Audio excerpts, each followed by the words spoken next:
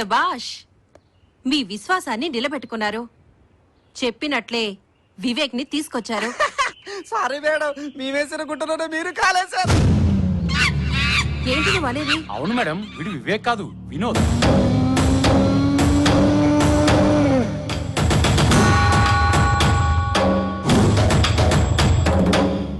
అచ్చం వివేక్ లో ఉన్నాడని వాడి స్థానంలో వీడిని ఉంచితే మన ప్లాన్ సక్సెస్ అవుతుందని వీడిని తీసుకొచ్చాం.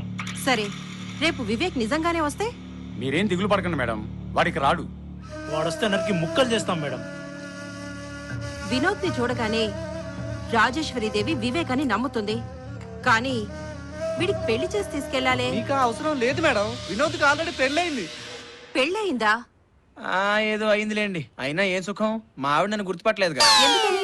ఆ వివేక్ గాడేమో వాడే వినోదం అని చెప్పి మా ఇంటికి వెళ్ళి నా వ్యవహారం అంతా చెడగొట్టాడు. వాడు పారిపోయాడు.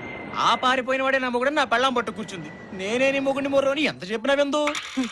ఇది పెద్ద సమస్యే కాదు. నీ భార్యని నిన్ను కలుపుతాను. నేను చెప్పినట్టు చేస్తావా? నా భార్య నన్ను కలిసేట్టు చేస్తే మీరు ఏం చేయమన్నా చేస్తాను. మాట తప్పవుగా?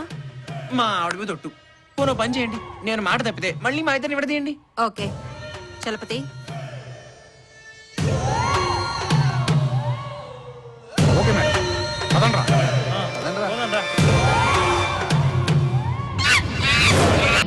ఎక్కడో పుట్టాడు, ఎక్కడో పెరిగాడు, మన ఊరికి వచ్చాడు, మన వాడైపోయాడు.